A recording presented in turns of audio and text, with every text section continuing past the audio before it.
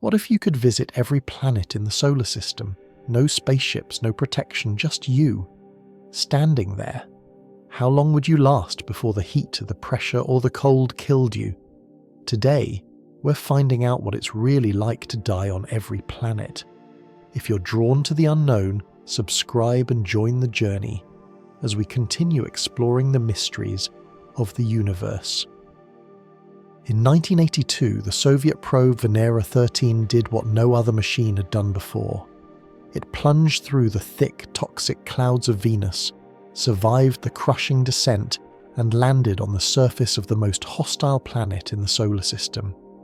Beneath skies heavy with acid and heat hot enough to melt metal, it sent back ghostly photographs of a scorched and lifeless world before being silenced forever by the planet's brutal pressure and heat. Now, imagine it isn't a probe making that journey, but you, a human standing on the surface of a planet where the air is poison. The light burns dim through sulfur clouds, and the atmosphere presses with the weight of an ocean. Without protection, death would be instant. The pressure here is 90 times greater than on Earth, enough to crush a human body in less than a second. Your lungs would implode, your ribs would cave, and every blood vessel would burst before your brain even knew what happened. There would be no time to feel pain, only silence. But let's imagine you had a chance. A suit made from titanium, gold, and acid-resistant alloys, built to survive the impossible. You touch down. The suit creaks under the enormous pressure, and your boots sink into dark, cracked rock. Sensors flash red. You're alive, but only barely. Welcome to Venus. The light feels strange, heavy, dim, more like the glow of fire than sunlight. The sun is just a pale disk behind clouds of carbon dioxide and sulfuric acid. The air is so dense it behaves like a liquid, pressing against you from all sides and bending sound until even your own breathing feels distant. The landscape stretches endlessly, a field of black lava plains and jagged stones. The air above shimmers with heat, and the temperature outside is 475 degrees Celsius, enough to melt lead and vaporize tin. Even through the suit you can feel warmth creeping in. Sulfuric acid rain falls in slow motion, hissing as it strikes your visor and evaporates. The gold coating begins to dull, and the air smells faintly metallic, even through the filters. There is no wind, no motion, no sound, only the soft hum of your oxygen system and the faint groan of your suit as it fights against the crushing pressure. After several minutes, the cooling system begins to fail. The special liquid that keeps you alive starts to boil. The temperature inside your suit climbs rapidly. The air thickens and every breath feels heavier. You can feel your pulse racing, each beat loud and hollow in your ears. Sweat evaporates instantly, leaving your skin dry and burning. Warnings flash across your display. Coolant pressure dropping, core temperature rising. The heat outside seeps deeper, and you feel it in your arms and chest like the breath of a furnace. Your legs grow weak as you push forward, your movements slower with every step. 10 minutes in, the acid rain has eaten through the outer coatings of your suit. The titanium armor is scarred, and small jets of chemical vapor hiss from the joints. The temperature inside rises above 80 degrees Celsius, and your body can't take it anymore. Your breathing grows shallow, your vision starts to blur, and heat stroke sets in. You try to stay upright, but gravity and exhaustion pull you down. You collapse on the glowing rock, your body trapped in a metal shell that's beginning to soften under the pressure. The acid works faster now, eating through the cracks in your visor as your systems shut down one by one. Within seconds, your suit folds in on itself. The crushing weight and the unbearable heat finish what they started. There's no trace left of you, only a small crater of scorched metal and a few rising wisps of vapor. Venus has claimed another visitor, as it always does. No planet in the solar system destroys more completely or more beautifully. It is not just the hottest world we know. It is a living furnace, a place built to erase anything that dares to exist upon it. But not every planet kills with fire. Some do it with silence, with cold, with light so harsh it burns without flame. A small scarred planet of endless extremes, where one side freezes in eternal night, while the other burns beneath a never-ending dawn. Leaving behind the burning clouds of Venus, you travel closer to the Sun, to Mercury, the smallest and innermost planet in the solar system. Here, light and darkness are eternal enemies. One side of the planet is scorched by sunlight hot enough to melt metal, while the other lies in shadow so deep that ice can survive untouched for billions of years. Mercury has almost no atmosphere, just a thin exosphere made of atoms blasted off its surface by solar wind. There's no air to breathe, no wind to carry sound, and no protection from radiation. The sun dominates everything here, filling the sky 3 times larger than it appears from Earth and flooding the surface with light more intense than anywhere else in the solar system. If you arrived here without a suit, the vacuum would kill you long before the heat or cold. Within seconds, your blood would boil, your skin would crack from the lack of pressure, and solar radiation would burn through your cells. You'd be gone in moments. But suppose you had protection, a suit capable of handling both extremes. You land near Mercury's equator, where the dividing line between night and day runs like a scar across the planet. The silence is absolute. There is no air to carry sound, only the dull crunch of dust beneath your boots as you take your first step on a world that hasn't changed in billions of years. The surface is covered in grey rock and dust, littered with craters and long cliffs called lobate scarps, created as the planet's crust shrank while cooling. Mercury's interior is mostly iron. In fact, over 60% of its mass is metallic, giving it a massive core and a surprisingly strong magnetic field for a planet so small. At first, the cold dominates. The temperature on the night side drops to minus 170 degrees Celsius, colder than any place on Earth, cold enough to trap water ice inside permanently shadowed craters near the poles. You walk across the frozen surface, beneath a black sky filled with stars that never twinkle, because there's no atmosphere to distort their light. Then the sun begins to rise. On Mercury, a day is strange. The planet rotates very slowly, taking 59 Earth days to complete one spin, while its year lasts only 88 days. This means that one day from sunrise to sunrise lasts 176 Earth days. The result is a world where the sun seems to crawl across the sky in slow motion, baking the ground for weeks without rest. The first rays touch your visor, and the brightness is blinding, white and harsh, pure sunlight without air to soften it.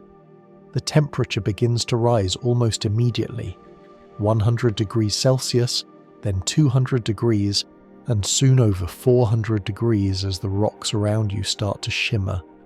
There is no atmosphere to carry heat, so only the parts of the surface facing the sun burn, while the rest remains freezing. The difference between day and night here can reach over 600 degrees, the largest temperature swing in the solar system. Mercury's thin magnetic field offers almost no protection from the solar wind, and charged particles from the sun strike the surface directly, knocking atoms into space and giving the planet its faint, ghost-like glow. After only a few minutes, the heat becomes overwhelming. Your sensors flash warnings, 427 degrees Celsius outside, radiation levels climbing fast. The fluid in your cooling lines begins to boil, and your suit systems strain against the growing energy pouring in from the sun.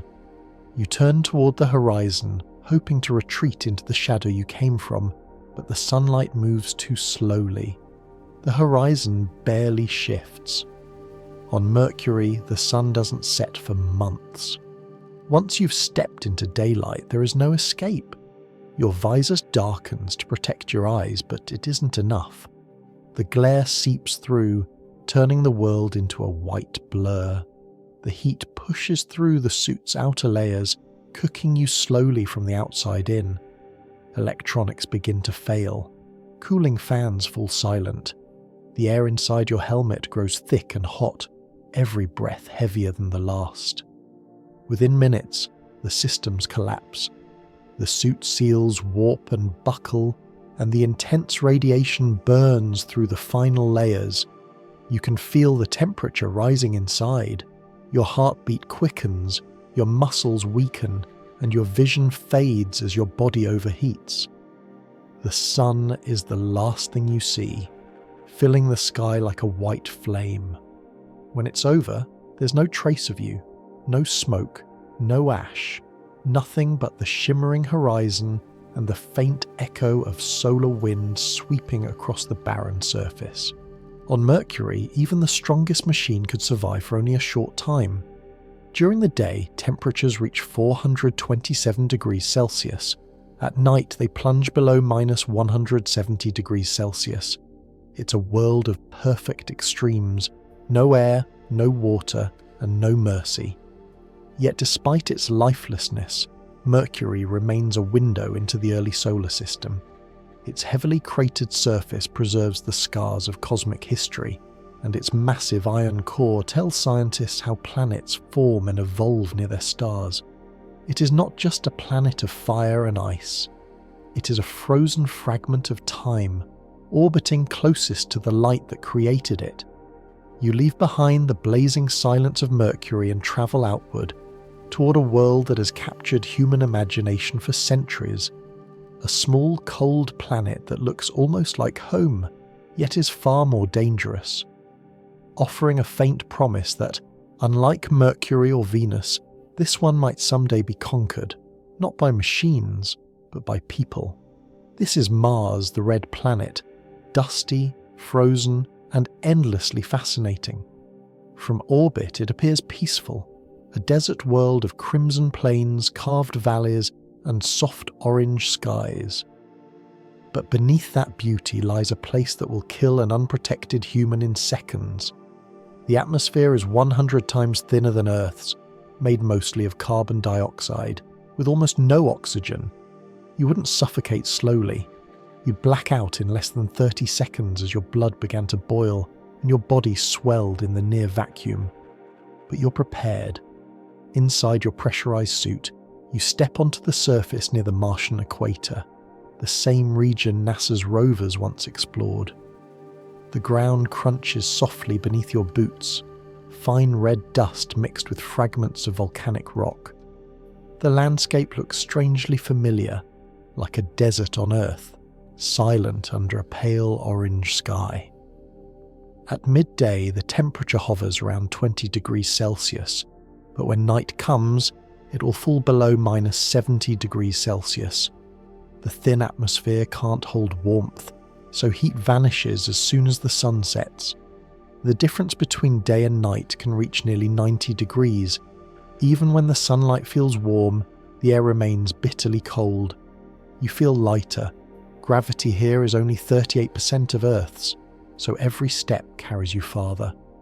The sunlight looks dim and reddish, filtered through thin layers of dust.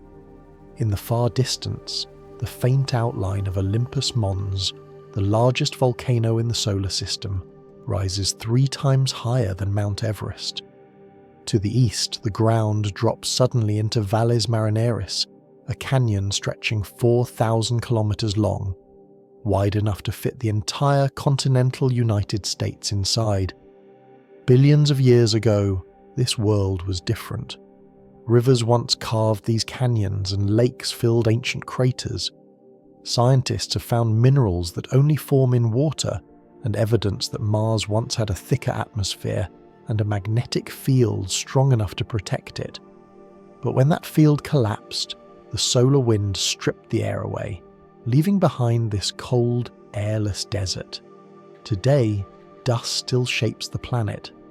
Weak winds lift fine grains of iron oxide, the same mineral that gives Mars its red colour, and sometimes they rise into enormous global dust storms that can block sunlight for months. Even though the wind is light, the dust it carries is dangerous. It contains toxic perchlorate that would burn your skin and lungs if exposed.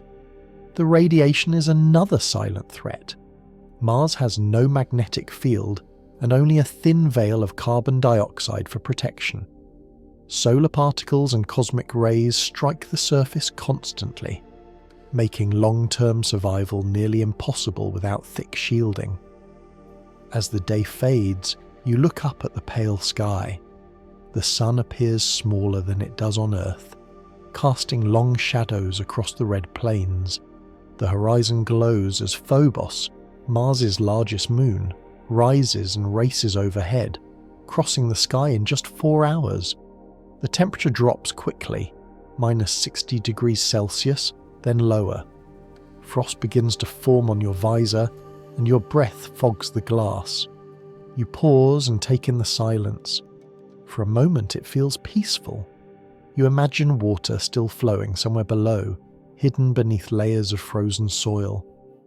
In 2018, scientists detected what may be a subglacial lake beneath Mars's south pole, proof that the planet might still hold secrets of life deep underground. But the cold is closing in. Your suit's heater strains against the freezing air. The dust clings to your armour, wearing at the seals. A faint warning light flickers. Pressure drop detected. You try to patch it, but the temperature has fallen too far, and the materials have become brittle. The oxygen supply dwindles. You fall to your knees on the red sand. The last thing you see is the horizon fading into darkness, the stars returning to a sky with no sound. Your body freezes solid within minutes, preserved perfectly by the planet that once tempted you with warmth and possibility. With full protection, you might last 8 hours here. Without it, 2 minutes at most. Mars is silent, cold, and utterly indifferent. A frozen memory of what Earth might become if stripped of its air and oceans. And yet, Mars still feels special. It's the only other world where humans might someday walk, build, and stay. Every rover, every mission, every dream we send there is a rehearsal for that future. You leave Mars behind and approach a planet so vast it could swallow all others and still have space to spare. Jupiter, the giant of giants.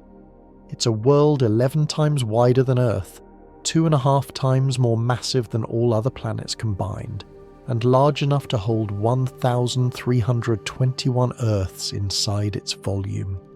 From afar, Jupiter looks calm and beautiful, streaked with golden bands and crowned by the massive Great Red Spot, a storm that has raged for at least 350 years and stretches more than 16,000 kilometers across. But beneath those swirling clouds lies an atmosphere of unimaginable violence and pressure. Jupiter has no solid surface. What we call its surface is simply the top of an atmosphere made mostly of hydrogen, about 90%, and helium, 10%.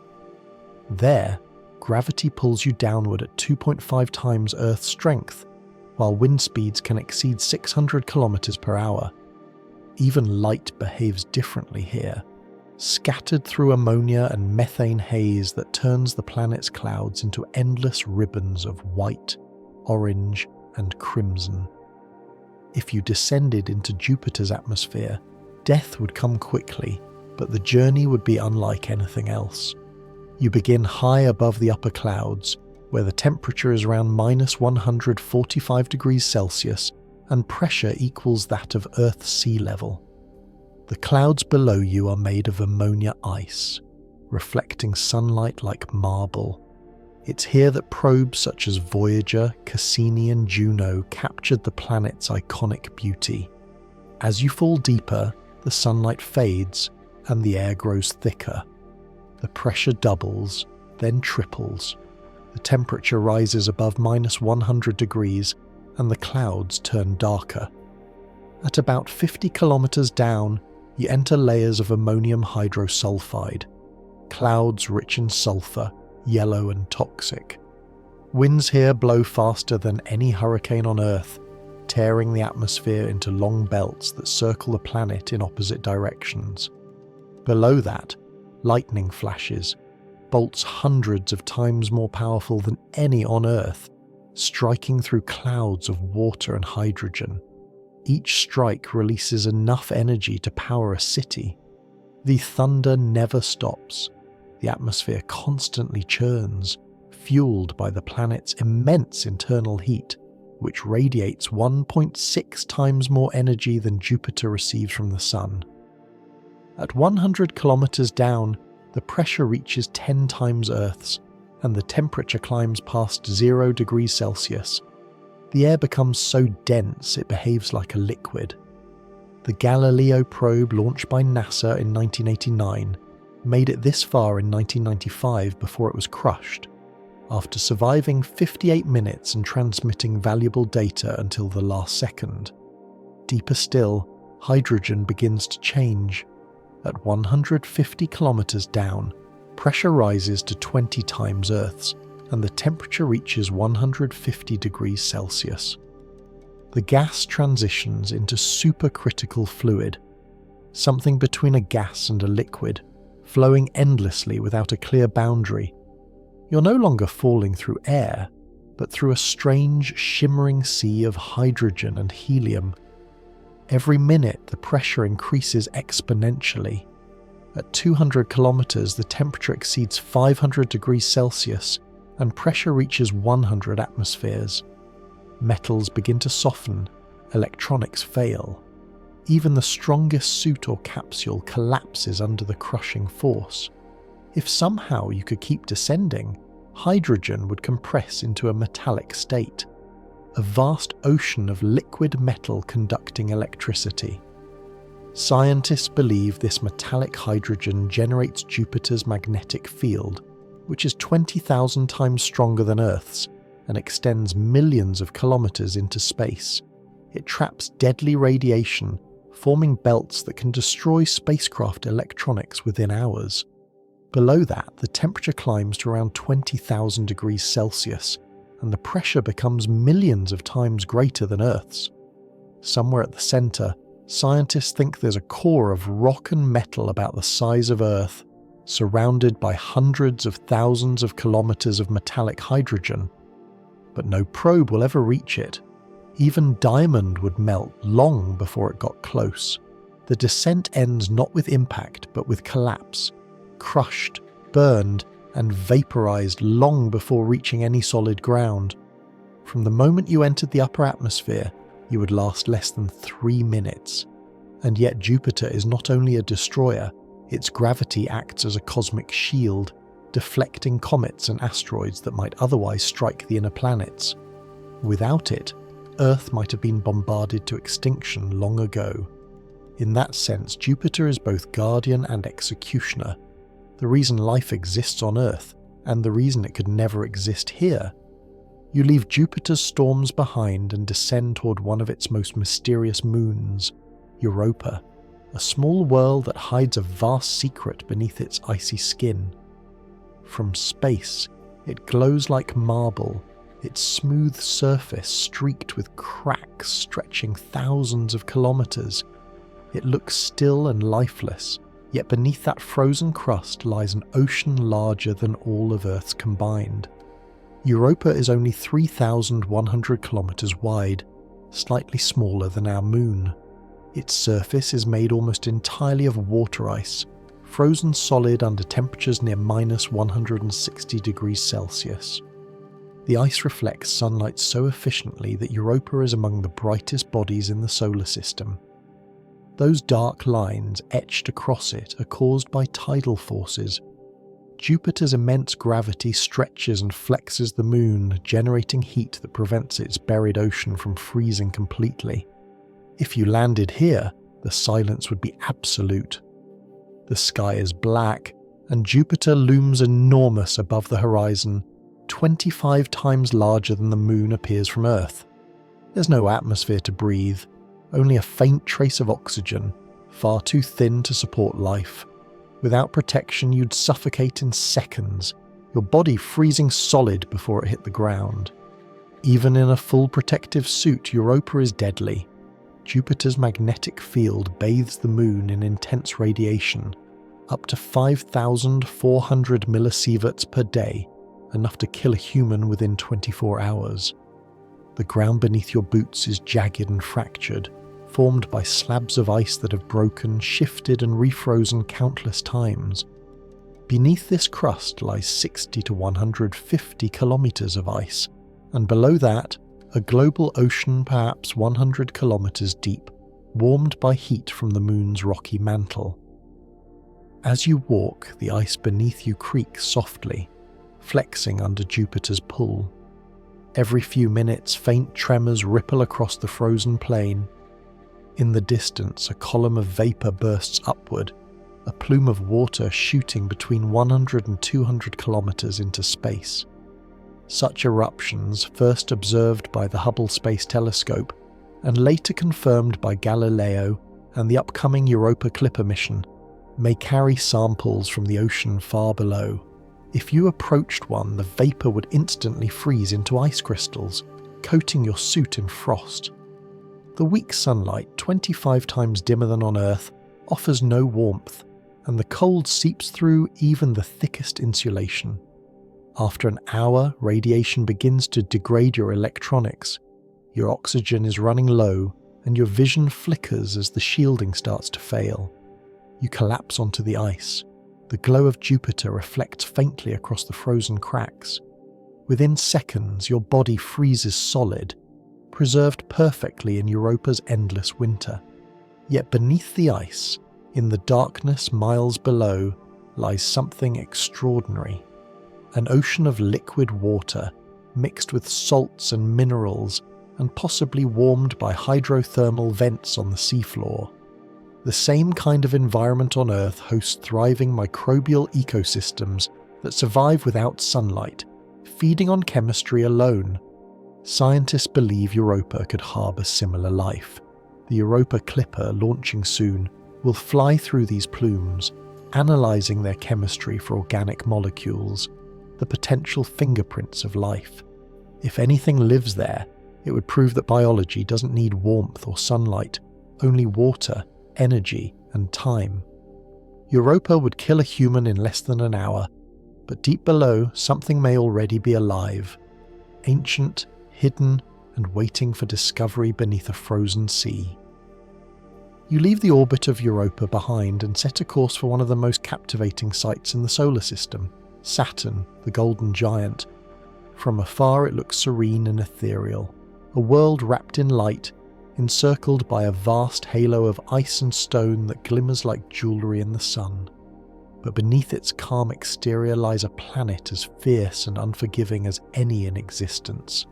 Saturn is the second largest planet in the solar system, with a diameter of 120,000 kilometres, nearly 10 times wider than Earth, and composed mostly of hydrogen, about 96%, and helium, 3%. Despite its size, it's astonishingly light. Its overall density is so low that if there were an ocean large enough, Saturn would actually float. Yet its graceful appearance hides a monstrous interior where heat, pressure, and storms reach unimaginable extremes. From orbit, the planet looks like a masterpiece painted in gold and ivory. The outer atmosphere is made of ammonia crystals that scatter sunlight into soft pastel bands, while deeper layers contain ammonium hydrosulfide and water vapour, responsible for its faint hues of yellow and brown. But what looks gentle from space is anything but calm. Winds here can reach 1,800 kilometers per hour, over 4 times faster than the most violent hurricane on Earth. As you begin your descent, the upper atmosphere seems peaceful, a misty world of thin, glittering clouds drifting in slow motion. But soon the pressure mounts, and the temperature, initially minus 175 degrees Celsius, begins to rise rapidly. The sunlight dims as the gas thickens around you, and flashes of lightning erupt in the distance. Some of Saturn's megastorms stretch for tens of thousands of kilometers, creating flashes so bright they can be seen from Earth through telescopes. Deeper down, the air becomes dense and turbulent. At around 100 kilometers below the visible clouds, the pressure equals that of the deepest trenches of Earth's oceans. The temperature climbs above 0 degrees Celsius, and hydrogen and helium begin to act like liquid. You're now plunging through an ocean of gas that behaves like a fluid, a bizarre alien sea without surface or shore. The deeper you fall, the more the planet resists. The atmosphere grows heavy, hot, and violent. At 200 kilometers down, the temperature soars to 1,000 degrees, and the pressure becomes hundreds of times greater than Earth's sea level. The gas around you glows faintly, heated from within by Saturn's own internal heat, generated as the planet slowly contracts under its immense gravity, a process that releases more energy than it receives from the sun. Eventually, the hydrogen itself changes form, transforming into metallic hydrogen, an exotic material that conducts electricity and helps generate Saturn's magnetic field, which, though weaker than Jupiter's, still spans millions of kilometers into space. Scientists believe that deep inside, hidden beneath these metallic oceans, lies a dense core of rock and metal, perhaps 15 times heavier than Earth, surrounded by a mantle of compressed hydrogen. But no human or machine could ever reach that far. Within 5 minutes of entering Saturn's atmosphere, the crushing pressure and extreme heat would destroy any spacecraft. Even the strongest metals would deform and vaporize long before reaching the lower layers. And yet, even as you're torn apart, Saturn's beauty remains overwhelming. Its ring system, stretching 280,000 kilometers from the planet's surface, is one of the most spectacular structures in the solar system. The rings are made mostly of ice particles, some tiny as dust, others as large as mountains. They orbit Saturn at incredible speeds, forming intricate patterns sculpted by the gravity of nearby moons. Scientists believe these rings may have formed 100 million years ago, when a moon or comet drifted too close and was ripped apart by Saturn's gravity. Over time, it's remained spread into the magnificent disks we see today. Every ring, every shimmering arc, is a record of destruction turned into beauty. At the North Pole, another mystery spins endlessly. The hexagonal storm, a vast six-sided pattern locked in place by powerful jet streams. Measuring 30,000 kilometers across and over 100 kilometers deep, it has persisted for decades, perhaps even centuries, rotating in perfect symmetry like a geometric engine of wind and light. When sunlight strikes it, the storm glows in hues of blue and gold, forming an aurora visible even from millions of kilometers away. As you fall deeper, the golden clouds darken until there is no light left. The temperature rises beyond anything survivable. The pressure compresses your suit, then your body, then the very materials around you. Within moments, you are crushed, vaporized, and scattered into the atmosphere, one more trace particle among Saturn's endless hydrogen sea. From space, no one would ever see it happen. Saturn would continue to turn in silence, its rings catching the light of the distant sun, its storms raging on for millennia. But this world of gas and fire is not the end. Orbiting Saturn are dozens of moons, and among them lies one of the most fascinating places in the solar system. Among Saturn's many moons, one stands apart, larger, denser, and more mysterious than all the rest. Its name is Titan, and it is the only moon in the solar system with a thick atmosphere, rivers and lakes on its surface, and a chemistry that resembles the early Earth billions of years ago. From orbit, it looks like a muted orange sphere, cloaked in a hazy atmosphere so dense it hides everything below. Beneath that haze lies a landscape of mountains, dunes, and glacial plains, sculpted not by water, but by liquid methane and ethane. Titan is immense, 5,150 kilometers in diameter, larger than the planet Mercury, and rich in organic chemistry. Its atmosphere is mostly nitrogen, about 95%, with a few percent of methane and traces of complex hydrocarbons. The pressure at the surface is 1.5 times that of Earth's, so the air here would actually feel heavy, pressing gently against your suit. Yet it is not breathable, a toxic mix of cold nitrogen and methane gas, where one unprotected breath would suffocate you instantly. You descend through the golden haze, the sunlight fading to a dim orange glow. The upper atmosphere is thick with tholin particles, complex organic compounds formed when sunlight breaks apart methane molecules and recombines them into darker, heavier forms. These particles fall like smog, giving Titan its distinct amber colour. Temperatures drop quickly to around minus 180 degrees Celsius, cold enough to freeze carbon dioxide into rock-hard ice. As you approach the surface, visibility improves. Through the haze, you can see wide river valleys, frozen plains, and enormous dunes stretching hundreds of kilometers, dunes made of solid hydrocarbon grains, shaped by winds far weaker than Earth's, but constant over millions of years. You touch down near one of Titan's polar regions, where sunlight filters through the mist like a perpetual twilight. The ground is frozen solid, coated with methane frost.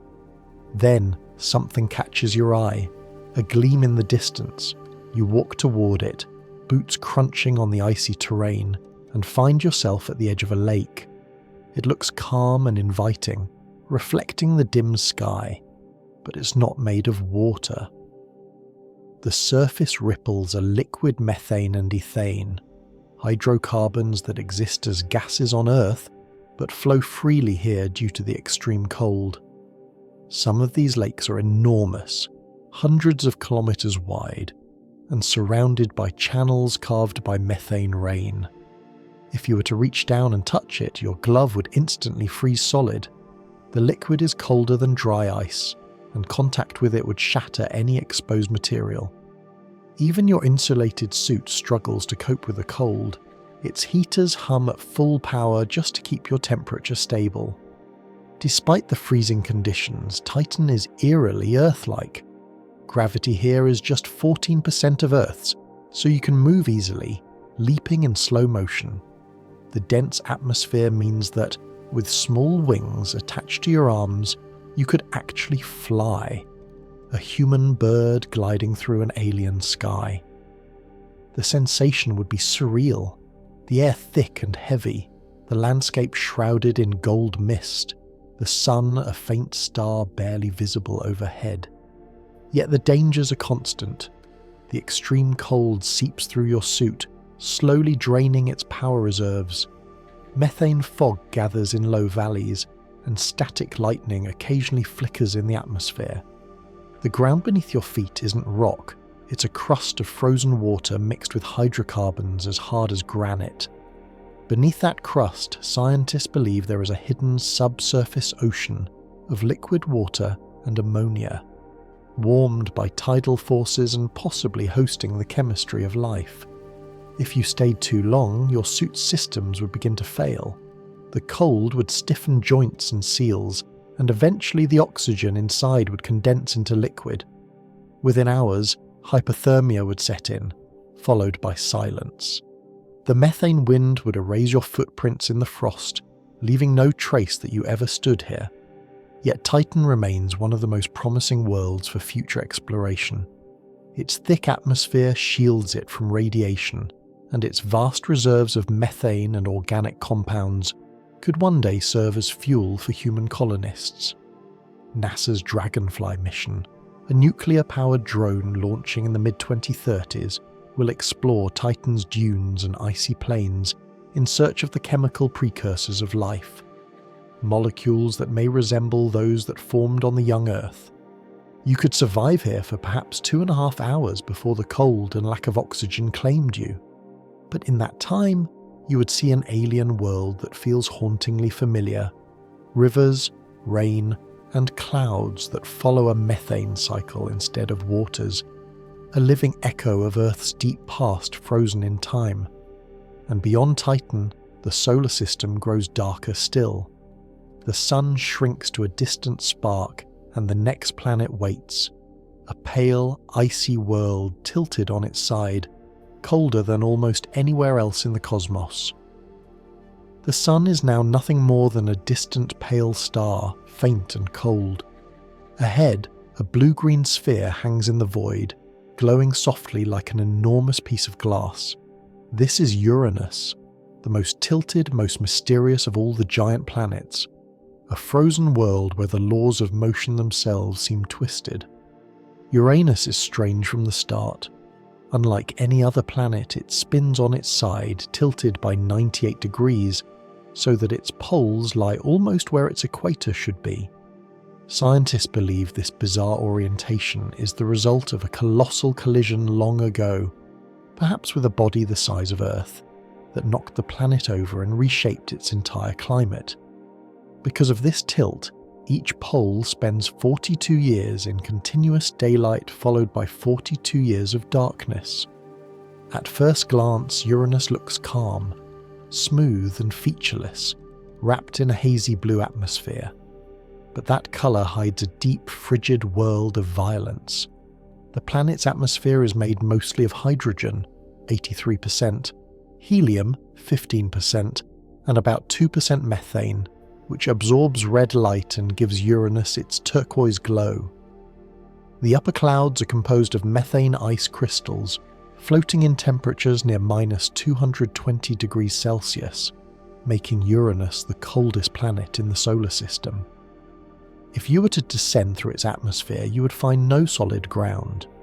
Like Jupiter and Saturn, Uranus is a gas giant, though it is sometimes called an ice giant, since much of its mass is made of frozen water, ammonia, and methane.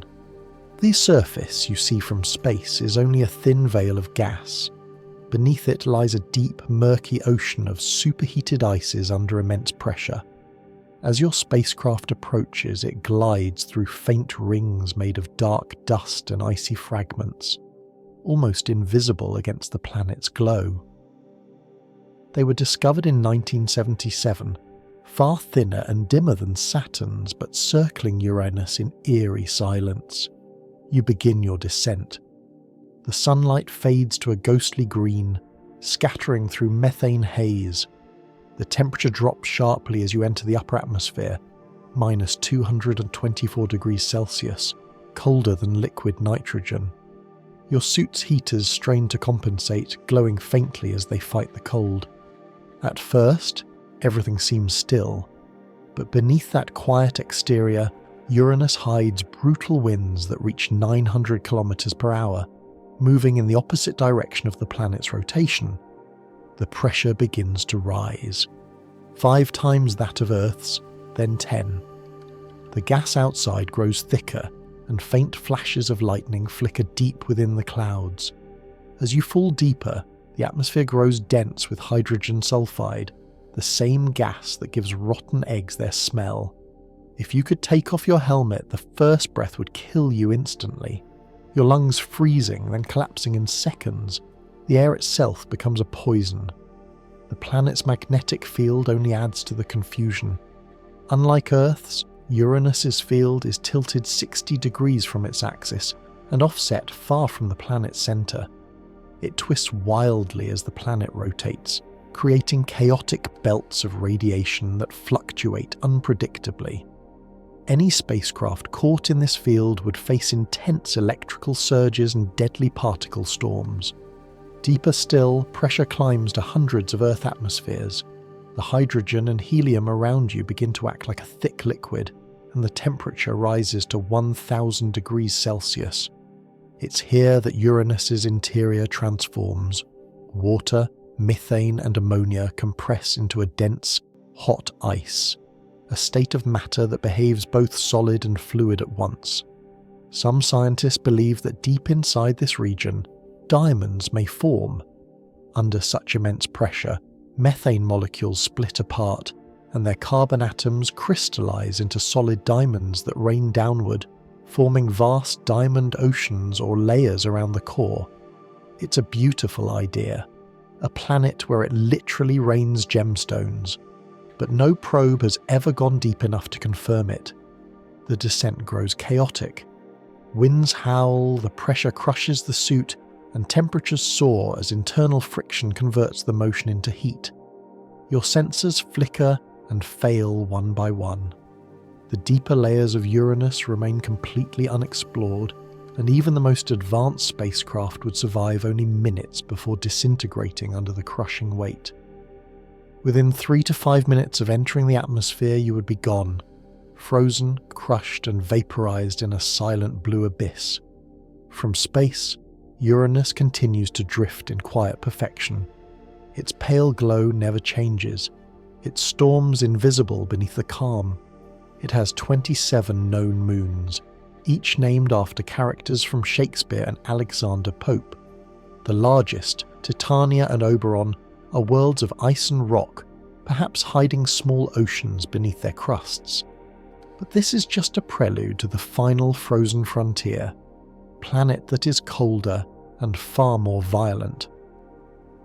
Beyond Uranus, the solar system fades into true darkness. The sun is now just a distant spark, a pale star so faint that daylight here is barely brighter than twilight on Earth. And in that dim light drifts the outermost of the great giants, Neptune, the 8th planet, and the last major world before interstellar space begins. Neptune is the most remote, the most mysterious, and in many ways the most violent. It is a world of cobalt blue clouds and roaring winds, a planet where storms larger than Earth sweep across the sky in silence. Despite being nearly 4.5 billion kilometers from the Sun, Neptune's atmosphere churns with energy, driven not by sunlight, but by heat rising from within. It emits nearly 2.6 times more energy than it receives, making it a paradox, a frozen world burning from the inside. It's roughly the same size as Uranus, about 50,000 kilometers in diameter, but slightly denser and far more dynamic. Its atmosphere is made mostly of hydrogen, helium, and methane, the latter giving it its deep sapphire colour.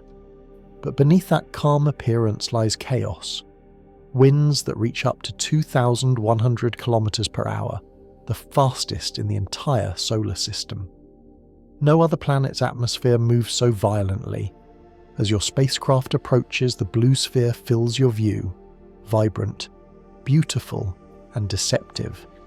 You pass above its faint rings, almost invisible arcs of dust and ice circling in silence. Far below, white clouds swirl across the surface, forming massive storms that stretch thousands of kilometers. One of them, the legendary Great Dark Spot, was first seen by Voyager 2 in 1989, a vortex the size of Earth that vanished years later, only for another to form elsewhere, as though Neptune were alive and breathing. You begin your descent. The upper atmosphere is bitterly cold, minus 220 degrees Celsius, colder than dry ice, cold enough to freeze carbon dioxide solid. The sunlight that reaches this far is weak and ghostly, scattered by the methane haze into soft blue light. The pressure outside your ship is low, but it builds quickly as you descend. The thin outer clouds are made of methane ice crystals, drifting through winds faster than sound. At around 100 kilometers below the visible clouds, the pressure equals Earth's sea level, and from there, it rises exponentially. Temperatures climb past 0 degrees Celsius, then hundreds of degrees higher, as the air thickens into a supercritical fluid, neither gas nor liquid but something between. You've entered Neptune's deep interior, a world no human or machine has ever seen. Lightning flashes through the darkness. Each bolt is hundreds of times stronger than anything on Earth, illuminating clouds of methane and hydrogen. The sound wouldn't reach you. There's no medium dense enough for it. But if it did, it would be the roar of a planet tearing itself apart. The winds batter your descent capsule. Pressure climbs to hundreds of atmospheres, enough to crush steel. The temperature rises above 1,000 degrees Celsius, and hydrogen, helium, water, and methane begin to mix into strange forms of compressed fluid. Somewhere below, at depths still unknown, lies Neptune's mantle, a vast ocean of superheated water, ammonia, and methane. Under immense pressure, these molecules separate and carbon crystallizes into diamond rain, falling toward the planet's core in endless glittering storms. The deeper you fall, the more extreme the conditions become. The pressure exceeds 1 million times Earth's, and temperatures soar past 7,000 degrees Celsius, nearly as hot as the surface of the sun. Somewhere down there lies a rocky core, perhaps twice the mass of Earth, surrounded by oceans of exotic matter. But long before you could see it, the crushing force and heat would vaporize everything. You last less than 2 minutes before your ship implodes. The atmosphere folds inward, and you vanish into Neptune's abyss. From above, the planet remains calm, its brilliant blue clouds turning slowly in silence, its storms drifting endlessly across a world without surface or sound. The faint light of the sun gleams off its upper haze, revealing only beauty, never the destruction beneath. Neptune stands as the last great planet, the edge of the sun's dominion. Beyond it lies only the frozen frontier, a realm of dwarf planets, icy debris, and the cold breath of interstellar space. And at that edge, orbiting far beyond Neptune's reach, waits one final world, small, lonely, and colder than any other. You leave Neptune's blue storms behind and travel farther still, into the deep twilight of the solar system, a place where sunlight takes more than 5 hours to arrive, and the sun is nothing more than a brilliant star in a black sky. Here, drifting among icy debris and silent shadows, lies a tiny world that once held the title of planet, Pluto, the frozen heart of our solar system. At just 2,376 kilometers wide, Pluto is smaller than Earth's moon, yet it's one of the most complex objects ever explored. In 2015, NASA's New Horizons spacecraft revealed a landscape far more varied than anyone had imagined.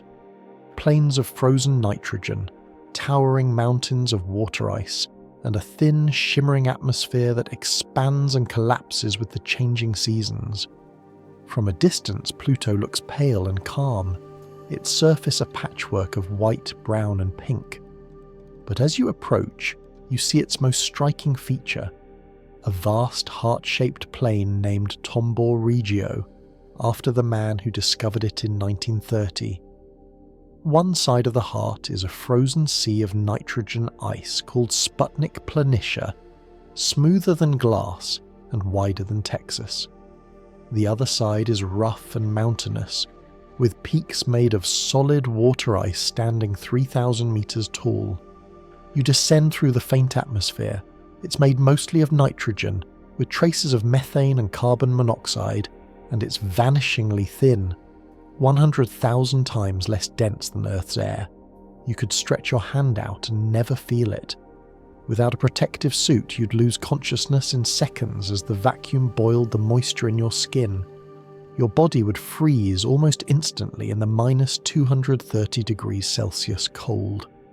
With full protection, you touch down on the frozen plains. The sunlight is weak and red, barely bright enough to cast a shadow. The horizon glows faintly in the thin haze, which scatters blue light against the darkness of space, a sight so strange that New Horizons cameras captured it like a sunrise through crystal. Beneath your boots, the ground is made of frozen nitrogen, brittle as glass, creaking under your weight.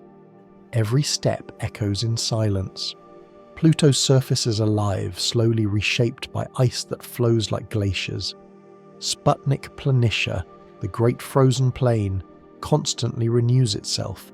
Nitrogen ice evaporates in sunlight and refreezes at night, erasing craters and creating an ever-changing pattern of hexagonal ridges.